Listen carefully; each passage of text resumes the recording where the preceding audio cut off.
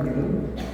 Beliau itu terdiri dari namanya Syekh Muhammad Ahmad Abdullah, ya, lebih akrab dipanggil dengan Abdullah. Lalu beliau ini asalnya keluarganya berasal dari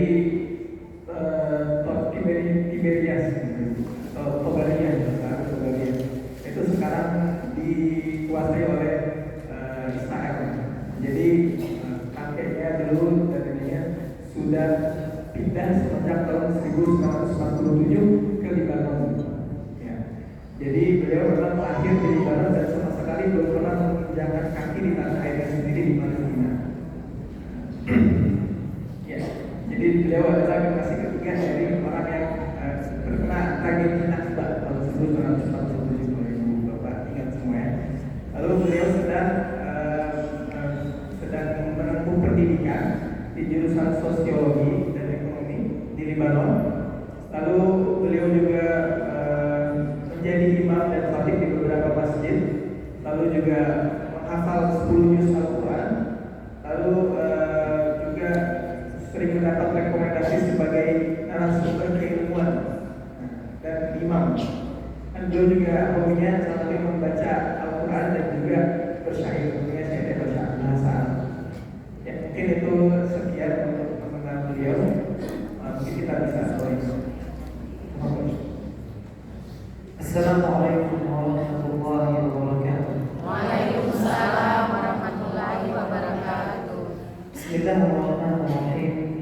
Wassalatu wassalamu ala sayyidina Muhammad alaihi afdhalus salati wa atammu taslim. Nahmaduhu subhanahu wa ta'ala an balaghana Ramadan wa nas'aluhu an yu'inana fihi 'ala as-siyami wal qiyam wa ghaddi al-basari wa hifdhi lisan insyaallah ta'ala. Pertama-tama beliau menyampaikan puji serta syukur kepada Allah, salawat serta salam, dan beliau juga beberapa nikmat yang seharusnya kita disampaikan di bulan ini. Semoga kita semua dibantu, diberi taufik senantiasa istiqomah dalam melaksanakan puasa, qiyam siang dan qiyam. Semoga juga kita diberi taufik untuk bisa menjaga mata dan menjaga lisan kita. Apa kabar ibu-ibu? Tak perlu diterjemahin. واعلموا أن أساس الإسلام توحيد الله سبحانه وتعالى والإخلاص له وترك الشرك بأنواعه. فمن الشرك دعاء الأموات والتوسل بالصالحين عند القبور والاستغاثة والذبح لغير الله سبحانه وتعالى والحلف بغير الله والسحر على أنواعه وتعليق التمائم لرفع العين والجسد ومتابعة الأبراج والمنجمين. فقال تعالى بعد أعوذ بالله من الشيطان الرجيم فلا تدعوا مع الله أحدا. Bapak Ibu, sebelum kita masuk, beliau mengingatkan kita bahwa fondasi atau inti dari Islam itu adalah tauhid. Tauhid itu adalah bagaimana kita bisa untuk tidak menyekutukan Allah dengan berbagai bentuk-bentuknya, baik ria adalah termasuk bentuk syirik ya, karena kita mempersembahkan amalan kita untuk selain Allah, lalu juga bersumpah dengan selain Allah, menyembah untuk selain Allah.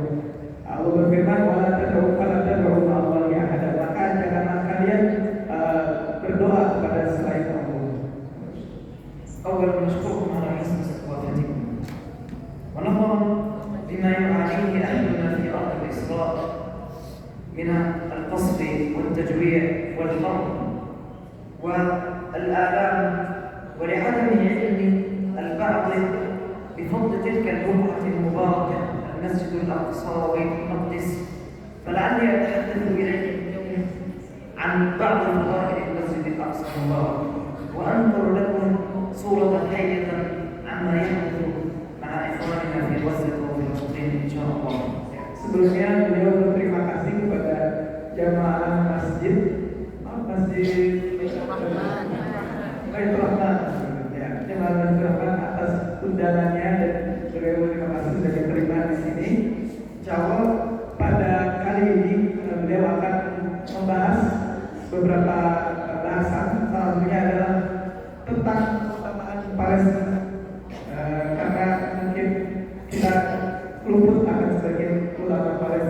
juga tentang kesabaran dan apa yang diberitahu oleh saudara-saudara kita di Palestina sana.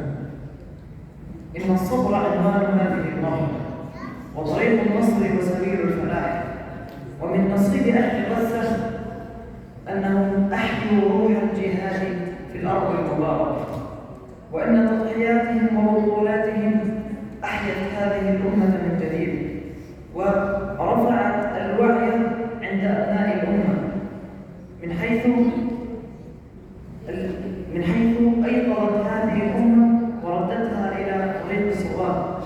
والكثير من الناس من رأى نفسه في أي محل وأصلح من نفسه حتى يلتحق بعباد الله الصالحين. Bapak Ibu, kalau kita melihat sejarah Palestina itu, bagaimana Palestina melawan penjajahan Israel itu sudah lewat beberapa fase, ya, dari awal Nakba, lalu peperangan hari dan lain-lain. Insya Allah pada fase kali ini adalah fase yang judulnya adalah kesabaran, dan orang-orang warga Gaza itu adalah mereka yang mendapatkan kesempatan.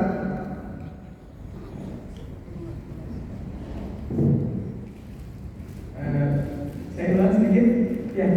Jadi sejarah perjuangan warga Palestina itu melalui beberapa fase, dan fase yang sekarang itu adalah fase kesabaran, kalau saya jujur. Dan siapa yang menghidupkan kesabaran ini tidak lain dan tidak bukan adalah warga-warga Gaza. Seperti Bapak dan Ibu bisa lihat tadi bagaimana warga Gaza mendapatkan ujian yang sangat luar biasa. Oleh karena itu, lagi-lagi warga Gaza adalah warga yang menghidupkan kesabaran dan menghidupkan ruh jihad. Dan bahkan pada fase ini bukan cuma kita orang Islam saja yang simpati ya terhadap warga Palestina, bahkan warga dunia seluruhnya memberikan simpati dan dukungan terhadap warga Palestina. ورغم الدماء التي سالت فقد انتصر أهل غزة، ولقد انتصروا ونجحوا في إظهار حقيقة هذا العدوان الغاشم الذي لا يعرف معنى الإنسانية، وقد نجحوا في إظهار حقيقة الخذلان الأنظمة وتآمل الحكام الفاسدين على عبادنا على المسلمين في فلسطين وفي غزة. Kira-kira Bapak Ibu kalau ditanya warga Gaza saat ini menang atau kalah, Bapak Ibu? Menang. Kenapa menang? Ya, menang menurut beliau karena warga Gaza walaupun darahnya bertebaran, walaupun anak-anaknya dibunuh, walaupun ibu-ibunya dibunuh, tapi mereka berhasil mengungkap kemunafikan yang ada di dalam dunia ini.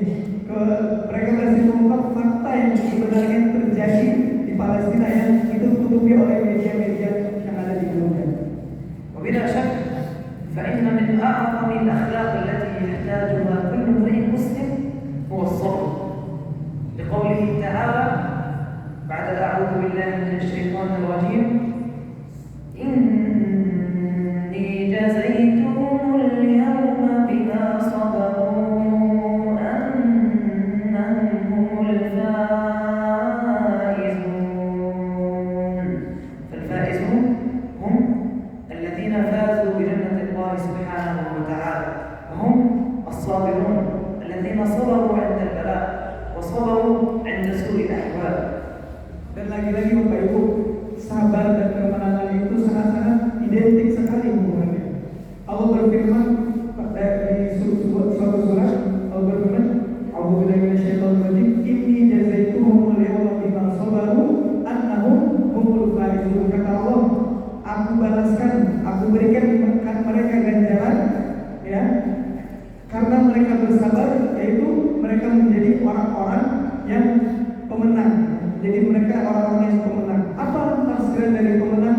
Pemenang di dalam ayat ini adalah maksudnya berhasil memenangkan ya ujian di dunia dan mendapatkan surga. Begitu juga warga Gaza, insya Allah karena kesabaran mereka, insya Allah mereka akan mendapatkan kemenangan. وأعظم الصبر ما يكون في الجهاد والرباط وتحت ظلال السيوف وقصف المدافع وعند البحث عن الوالد والولد تحت الركام وتحت النقاء وفي جنح الظلام والليل ورائحة الموت والدم في كل مكان.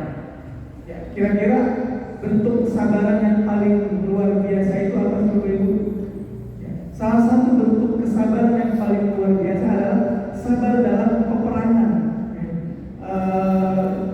Itu sabar dalam jihad, sabar ketika dikepung, sabar ketika dibuat lapar, sabar ketika dibuat framing macam-macam di media. Itulah sabar-sabarnya warga Gaza. Nabi Muhammad ini cerita Nabi Muhammad pernah bersabda dalam suatu hadis diriwayatkan oleh Imam Al-Bukhari, "Inna afdhalal jihadikum riba." Sesungguhnya sebaik-baik jihad kalian itu adalah riba. Riba itu adalah bertahan dalam kondisi yang sulit. Lalu kata Nabi, "Wa inna afdhalal ribatikum as-salat." Dan sesungguhnya sebaik-baik riba, yaitu sebaik-baik bertahan hidup, sebaik-baik bertahan dalam serangan musuh itu ada di as-salat. Dan as-salat itu terletak di Palestina. ومع كل هذا الظلم والعدوان فترى أهلنا في غزة ترى لسان حالهم يقول قول الله سبحانه وتعالى فصبر جميل والله المستعان على ما تصفون. Bapak Ibu bisa lihat bagaimana di beberapa potongan video ya, ketika bapak mendapatkan anak yang meninggal, ketika ibu mendapatkan anak yang meninggal, atau ketika warga Gaza mendengarkan satu sama lain ketika ada yang meninggal, mereka mengucapkan fasobrun jamil. Doa itu adalah ucapan yang diucapkan oleh Nabi Ya'qub, fasobrun jamil. Maka sesungguhnya kesabaran itu adalah kesabaran yang luar biasa. Itu doa supaya mereka bisa diberikan kesabaran. Wallahul musta'an ala ma tasifun. Dan Allah adalah tempat kita untuk meminta tolong. فلولا هذا الصبر لانهارت النفوس أمام هذا الكرب العظيم الذي حدث به. Kira-kira Bapak Ibu, kalau warga Gaza itu belum punya kesabaran, mereka akan kuat tidak bertahan sampai titik ini. Kalau misalnya kita yang ada di posisi warga Gaza, apakah kita bisa sabar sampai titik ini? Belum tentu ya.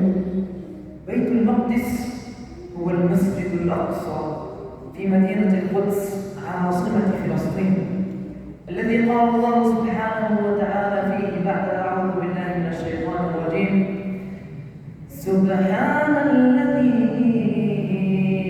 أسرى بعبده ليلا من المسجد الحرام إلى المسجد الحرام إلى المسجد الأقصى الذي باركنا حوله لنريه من آياتنا إنه هو السميع البصير. Lalu Bapak Ibu, setelah kita berbicara tentang bagaimana kesabaran ahli Gaza atau penduduk Gaza yang patut kita ikuti dan teladani, beliau akan membahas sedikit tentang beberapa keutamaan Palestina supaya kita lebih aware, lebih sadar akan pentingnya atau urgensi tanah itu terhadap kita sebagai seorang muslim. Allah berfirman, Subhanalladzi asra bi 'abdihi lailan minal masjidil haram ilal masjidil aqsa. Mungkin Bapak Ibu sudah akrab dengan ayat ini, tidak perlu saya terjemahkan ya. Intinya bahwa Nabi Muhammad itu diisrakan oleh Allah dari Masjidil Haram ke Masjidil Aqsa. Dan ini cukup menjadi bukti bahwa Masjidil Aqsa itu sangat mulia karena disebutkan di dalam Al-Quran, karena Al-Quran adalah sangat mulia. وسمي الأقصى بمعنى البعيد لأن بعده وبعد المسافة بينه وبين مكة المكرمة فلم يكن وراءه مسجد آخر في الأرض ويسمى بيت المقدس أي المطهر من الذنوب والخطايا والمطهر من الأصنام والأوثان ونحوها. Ya. Lalu kenapa disebut Masjid Al-Aqsa? Ada itu Masjid Al-Aqsa yang disebut Al-Aqsa. Al-Aqsa itu dalam bahasa Arab artinya yang paling jauh ya, bentuk superlatif atau ya sintakdir ya. Aqsa jauh. Kenapa jauh? Karena dia terletak ya, posisinya dari Masjid Al-Haram jauh atau dekat? Jauh. Lalu juga Palestina disebut Baitul Maqdis. Kenapa disebut Baitul Maqdis? Maqdis disebut dari kata Quds ya, artinya suci. disebut salah satu nama Allah adalah yang kudus, yang maha suci. والأهم أنه أسري به صلى الله عليه وسلم من المسجد الحرام مكة المكرمة إلى المسجد الأقصى وصلى إماما بجميع الأنبياء وثم أسري به صلى الله عليه وسلم وعرج به إلى السماوات العلى. Tapi poin yang terpenting Bapak Ibu, bahwa di Masjidil Aqsa itu Nabi Muhammad sekali lagi diisrakan. Lalu setelah Isra, setelah sampai di Masjidil Aqsa, apa yang Nabi Muhammad? Ada yang tahu? Salatnya sebagai imam. Jamaahnya siapa? Jamaahnya para nabi yang lain. Itu membuktikan bahwa Masjidil Aqsa itu pernah disolati ya, kalau baru bayangin jadi Nabi Muhammad. Lalu jamaahnya itu para nabi semua. Itu jamaah berkah atau nggak berkah? Sangat-sangat berkah, sangat-sangat mulia. Masjidnya mulia, imamnya mulia, jamaahnya mulia, luar biasa. وهذا دلالة على أن قيادة الأمة ستكون من بيت المقدس لأن النبي محمد صلى الله عليه وسلم صلى إماما بجميع الأنبياء هناك. Dan ini adalah bukti bahwa insya Allah nanti atau mungkin dekat-dekat ini kemenangan Islam akan dimulai dari kemenangan warga Palestina. وأيضا قال صلى الله عليه وسلم لا تزال طائفة من أمتي على الحق ظاهرين لعدوهم قاهرين لا يضرهم من خذلهم ولا من خالفهم حتى يأتي أمر الله وهم ظاهرون. قيل أين هم يا رسول الله؟ فقال هم في بيت المقدس وأنا في بيت المقدس. Lalu apakah ada dalil bahwa nanti kemenangan Islam akan dimulai dari kemenangan Palestina? Ya. Rasulullah SAW pernah bersabda, "La tazalu ta'ifatun min ummati 'alal haqqi zahirin." Akan senantiasa ada bagi sebagian dari umatku yang menjadi penolong kebenaran. Li'aduwwihim qahirin. Mereka akan selalu melawan musuh-musuh mereka. La yahdhuruhum man khadalahum. Mereka tak peduli walaupun dipedulikan oleh seisi dunia. Wala yahdhuruhum man khalafahum. Mereka tidak peduli kalau banyak yang tidak menyetujui pergerakan mereka. Hatta ya'tiya amrullah wa hum zahirun. Sampai nanti insyaallah akan datang kemenangan Allah. Lalu para sahabat bertanya, "Aina hum ya Rasulullah?" Mereka itu ada di mana? Kata Rasulullah, mereka adanya di Palestina. Ya. وفي حديث ميمونة زوجة النبي رضي الله عنها أنها سألت النبي صلى الله عليه وسلم فقالت يا نبي الله أفتنا في بيت المقدس فقال أرض المحشر والمنشر والأرض المحشر والمنشر. وأيضا قال عليه الصلاة والسلام ائتوه فصلوا فيه فإن الصلاة فيه كألف صلاة فيما سواه. وهذا يعني أن الصلاة في المسجد الأقصى تعدل 1000 صلاة في غير المسجد الأقصى من المساجد الأخرى غير المسجد الحرام ولا المسجد النبوي. Dalam suatu hadis Maimunah siapa dulu? Maimunah kata sebelah. Maimunah istri Nabi Muhammad radhiyallahu anha pernah bertanya kepada Nabi, "Ya Rasulullah, aftina, berikan kami fatwa tentang Masjidil Aqsa." Nah, pada saat itu Masjidil Aqsa tidak ada dalam kekuasaan orang Islam, ada dalam kekuasaan orang-orang Romawi. Maka kata Rasulullah, "Sholibi," maka kata Rasulullah, "Sholatlah kalian di sana." Kira-kira mungkin nggak saat itu para sahabat sholat di Masjidil Aqsa? Tidak mungkin, karena sedang dalam kekuasaan orang Romawi. Tapi kata Rasulullah, sholat di sana. Karena sholat di sana itu keutamaannya berapa? Keutamaannya adalah 500 kali atau 1000 kali sholat di masjid-masjid yang lain. ومن بركته أيضا أنه أفضل المساجد بعد الحرمين الشريفين وأنه أولى القبلتين التي كان يصلي إليه المسلمون والصلاة فيه تعدل 500 صلاة أو 1000 صلاة في بعض الروايات. Ya, ini sedikit tambahan. Saya sedikit sempurnakan hadis ini tadi. Ketika ketika Sayyidina Muhammad menanyakan kepada Nabi, bagaimana kalau kita nggak bisa sholat di sana bagaimana? Maka kata Rasulullah, iba'asu, ya, kirimkan kepada ke Baitul Maqdis yang bisa menyalakan lampu-lampunya dengan minyak-minyaknya. Artinya sebisa mungkin sekecil apapun yang kita bisa bantu untuk membebaskan Masjidil Aqsa, maka kita bantu. Lalu keutamaan berikutnya dari Masjidil Aqsa adalah ulul qiblatain. Masjidil Aqsa adalah masjid yang menjadi kiblat pertama bagi kita kaum muslimin sebelum Masjidil Haram. وأبشركم ببشرى أخيرة. قال صلى الله عليه وسلم: لا تقوم الساعة حتى يقاتل المسلمون اليهود، فيقاتلونهم حتى يقول الشجر والحجر: يا مسلم يا عبد الله، هذا يهودي ورائي، تعال فاقتله. ولقد تحققت أول هذا الحديث، ولقد تحقق أول هذا الحديث. نحن نرى الآن المسلمون يقاتلون اليهود. Lalu Bapak Ibu, kalau Bapak Ibu lihat kondisi Palestina sekarang, kira-kira kita umat Muslim bisa nggak menang terhadap kejahatan kebebasan Zionis? Bisa? Bisa walaupun Zionis didukung oleh Amerika, oleh sekutu-sekutunya, bisa Bapak Ibu? Bisa. Kenapa? Karena Nabi Muhammad SAW telah bersabda, la taqumus saa'ah hatta yuqatilul muslimuna al-yahud. Sampai tidak akan terjadi hari kiamat sampai orang Islam memerangi orang Yahudi, ya. Menang atau kalah? Menang. Sampai nanti sampai orang Yahudi itu bersembunyi di balik pohon dan batu, ya.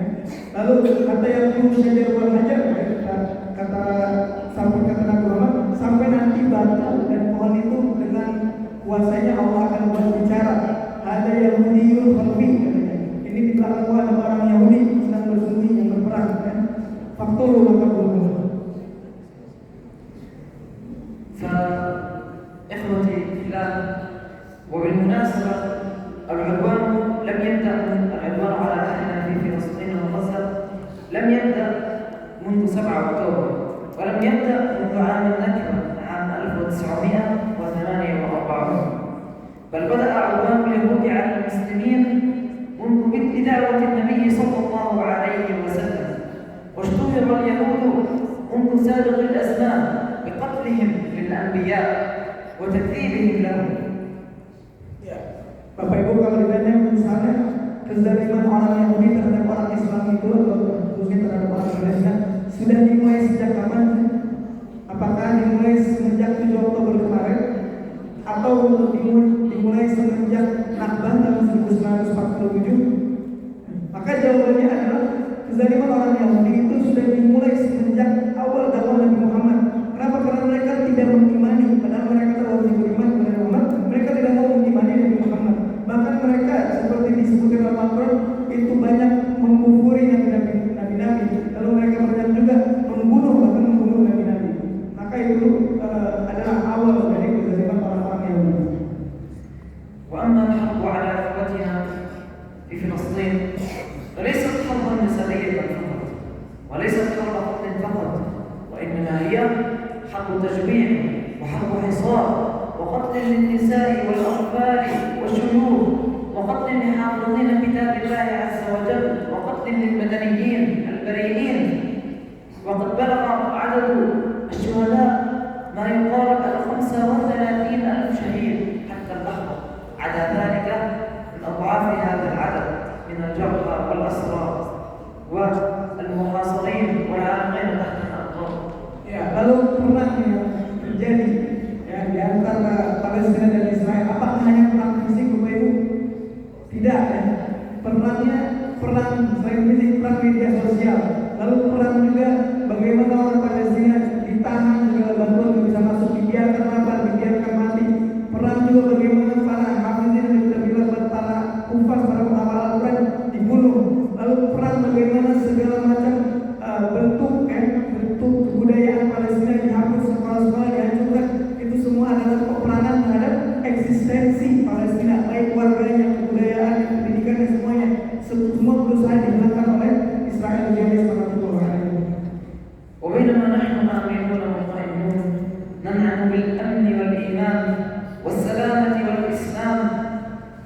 ونصلي في المساجد ونذهب إلى بيوتنا ونعانق أولادنا، فلنا إخوة في غزة وفلسطين يقتلون ويقصفون ويبادون إبادة جماعية، أمهات ثكلت بأولادها وزوجات عملت بأزواجها وشباب أسروا قتلوا وعائلات شردت.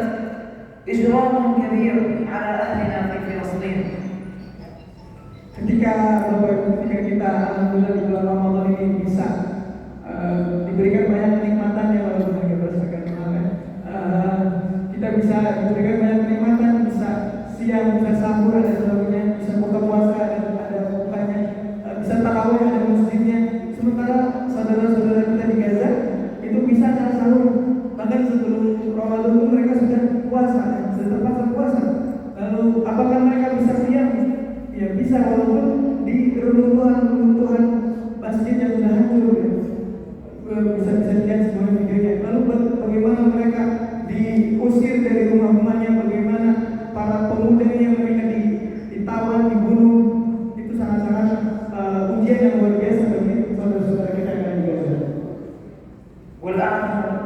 وفوق كل هذا عندما يسعون للوصول لاحتياجاتهم من طعام أو شراب ربما يقتلون ويؤسرون ويقصفون ويؤذون من اليهود المجرمين. Bahkan ketika bantuan datangnya, bantuan dari PPW dan segala macam datang ke Gaza, itu seperti tren beredar di media sosial, warga Palestina berbondong-bondong untuk mengambil bantuan makanan karena sudah sangat lapar, sudah makan sekian lama. Nah, bahkan di saat seperti itu, di saat tidak seberdaya itu, masih ditembaki oleh Zionis Israel atau Ini mungkin akan menggambarkan seberapa kejinya Zionis di Gaza. والأعظم من هذا كله هو حب القرآن فيهم وفي قلوبهم، وهذا القرآن هو السعادة في الإسلام. وأيضا مع بلوغ شهر رمضان فهم يحافظون على القرآن، فالقرآن أصبح جزءا منهم. Ya, lalu warga Gaza seperti Bapak Ibu tahu itu adalah warga para penghafal Al-Quran, ya. Jadi walaupun dalam keadaan sesulit mungkin, dalam keadaan semencekam mungkin, karena ini bulan Ramadan, warga Gaza tetap memegang Al-Quran, warga Gaza tetap berinteraksi dengan Al-Quran sebaik-baik mungkin. Mungkin perlu patut kita coba.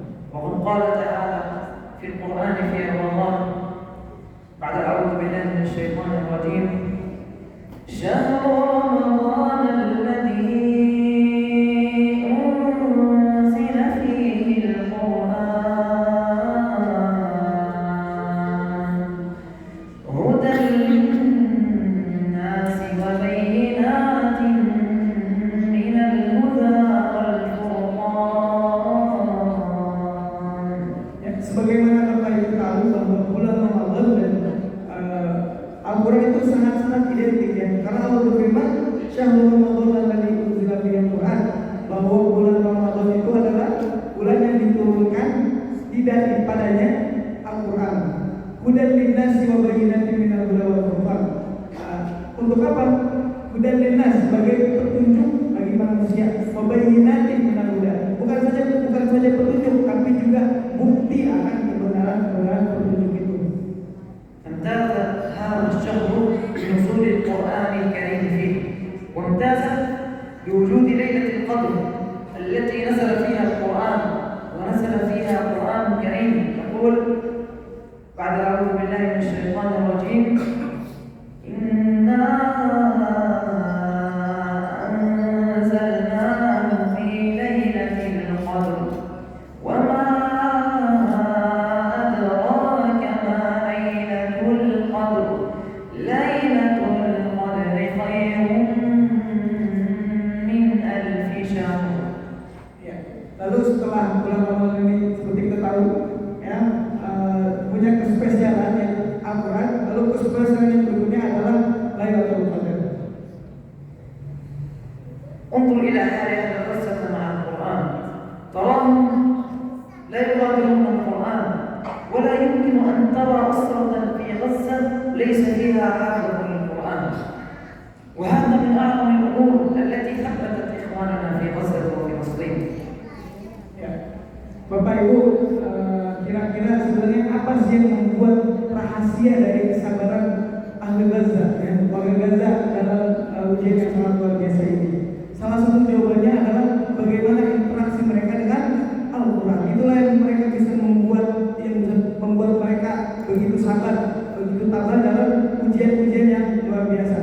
Maka sangat sulit Bapak Ibu akan kita menemukan satu keluarga di Gaza yang tidak ada hafiz Qurannya. Sangat sulit. Itu adalah bukti bagaimana muamalah orang Gaza, warga Gaza dengan Al-Quran. فلسطين الآن تحت أطمار من المتفجرات وتحت اقتحام الدبابات وصواريخ الطائرات. فلسطين تنادينا، فلسطين تنادي المسلمين، فلسطين تنادي المؤمنين، فلسطين تنادينا هل من صديق أو معين. Palestina itu, khususnya warga Gaza pada kondisi saat ini sedang ditunggu oleh bertonton, masih ada tonton peluru, masih ada tonton bom, masih ada banyak pesawat yang masih siap untuk memutari Gaza. Ya. Maka Palestina itu memanggil kita, Bapak Ibu, memanggil kita, memanggil seluruh umat Islam. Apakah ada teman yang setia terhadap Palestina? Apakah ada sahabat yang setia untuk Palestina? Apakah ada teman yang siap membantu Palestina dalam keadaan sulit seperti ini? التبرعات بفضل الله تعالى تصل لإخوانكم وهم بحاجتكم. يقول الله تعالى بعد أعوذ بالله من الشيطان الرجيم: مثل الذين ينفقون أموالهم في سبيل الله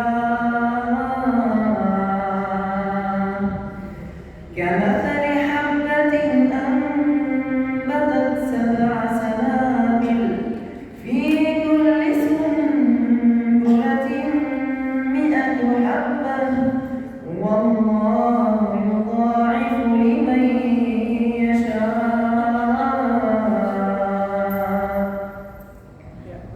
Lalu insya Allah donasi yang Bapak Ibu telah berikan dan Bapak Ibu amanahkan, insya Allah akan sampai pada penduduk-penduduk Gaza. Ya. Walaupun banyak tantangannya, insya Allah akan sampai.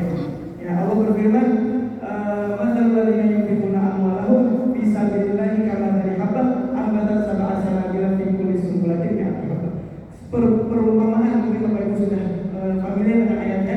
Perumpamaan orang yang berinfak itu seperti apa, Bapak Ibu? Seperti orang yang menanam satu biji. Dari satu biji menjadi tumbuh satu pohon. Dari satu pohon tumbuh berapa cabang? 7 cabang.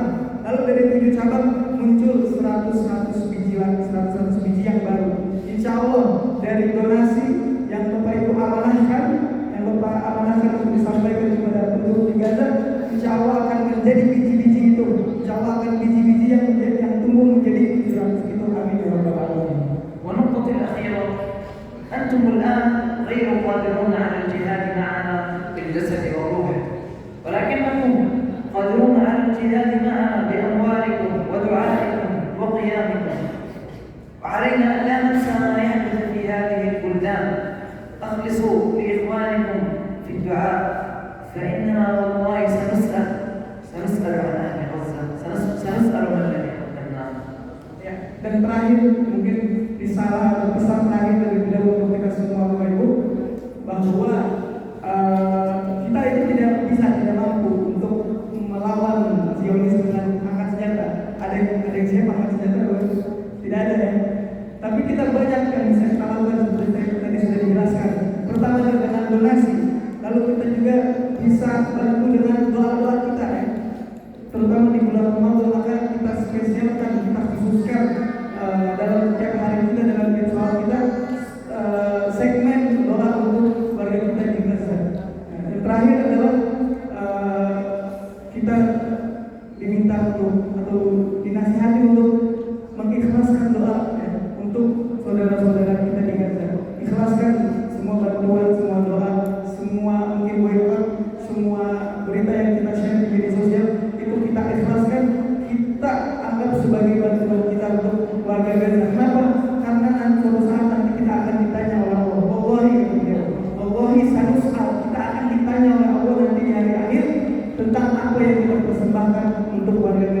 semoga hal-hal yang tadi, boykot kita, lalu donasi kita, lalu berita yang kita share di media sosial, semoga itu nanti bisa menjadi jawaban kita ketika ditanya oleh Allah nanti di hari akhir.